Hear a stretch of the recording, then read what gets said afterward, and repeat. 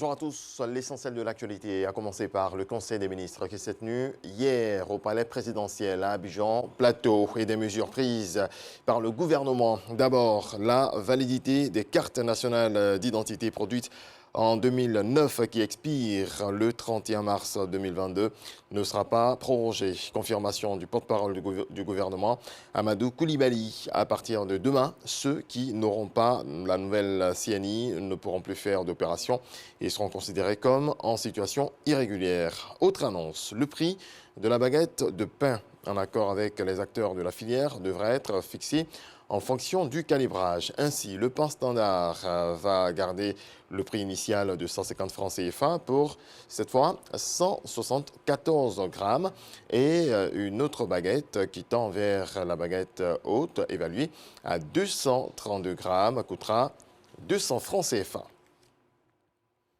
Et justement, après ce conseil, le président de la République, Alassane Ouattara, s'est entretenu avec la commissaire européenne aux partenariats internationaux, Jutta Urpilainen, les questions internationales avec la guerre en Ukraine ainsi que la coopération entre la Côte d'Ivoire et l'Union européenne, notamment le développement humain et les questions de sécurité et de bonne gouvernance ont été au centre des échanges. Jérôme Kofi Aboula.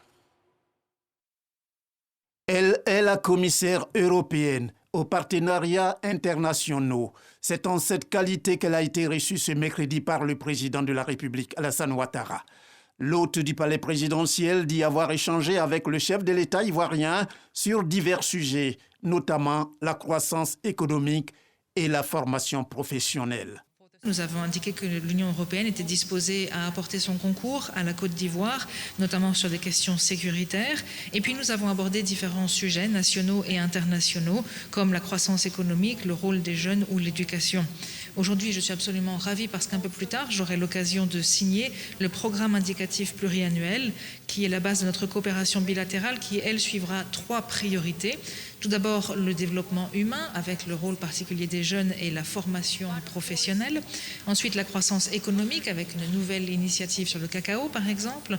Et enfin, la sécurité et la gouvernance. Et donc, je tiens à remercier le président et le gouvernement de Côte d'Ivoire pour l'excellente coopération qui est la nôtre. Et je suis ravie à l'occasion de pouvoir renforcer encore ce lien entre nos deux entités.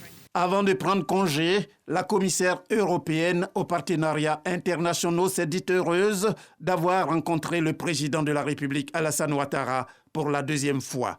La première rencontre entre elle et le président ivoirien a eu lieu lors du 6e sommet Union africaine-Union européenne en février dernier à Bruxelles, en Belgique. Puis l'hôte du chef de l'État a lancé hier à Abidjan une programmation pluriannuelle de son institution avec la Côte d'Ivoire. Celle-ci a été actée par la signature d'accords de financement de 5 actions concrètes d'un montant de près de 40 milliards de francs CFA. Des détails avec Alexis Ouedraogo. À la primature, ce mercredi, la commissaire européenne en charge des partenariats internationaux échange avec le chef du gouvernement. L'occasion pour Jutta Urpilainen de lancer la mise en œuvre de la programmation pluriannuelle de l'institution. Nous avons été en mesure de pouvoir signer le programme indicatif pluriannuel avec la Côte d'Ivoire pour un montant de 228 millions d'euros. Et il reprend 3 priorités. La première étant le développement humain. Nous investissons donc véritablement dans les gens. Le deuxième axe, c'est celui de l'économie, puisque nous visons à renforcer l'économie, notamment l'économie durable.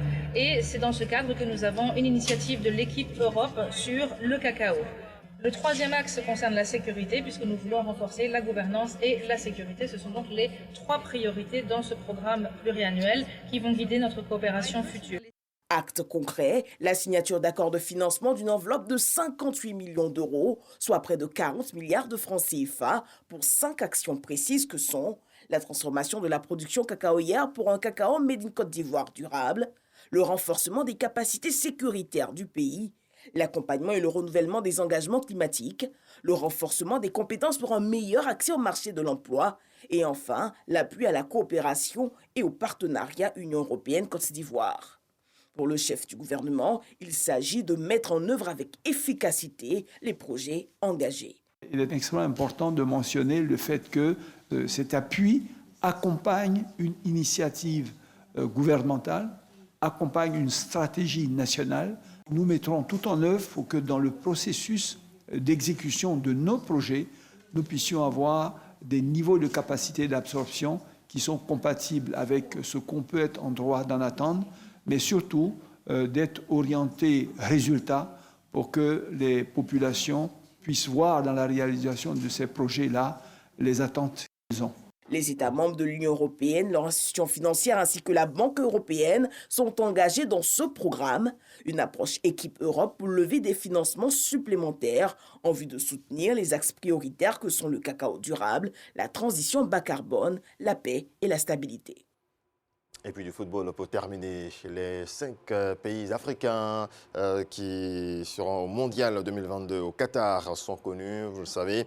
Le Sénégal tombeur de l'Égypte comme en finale de la Coupe d'Afrique des Nations, le Cameroun renversant contre l'Algérie, le Maroc, la Tunisie et le Ghana ont décroché leur qualification pour le Mondial 2022 au Qatar à l'issue des barrages retour de la zone Afrique. Rendez-vous très attendu, le tirage au sort qui aura lieu demain, 1er avril à Doha, au Qatar. 4 ans après son sacre en Russie, l'équipe de France va donc remettre son titre en jeu en novembre prochain. Retour de l'actualité à 7h.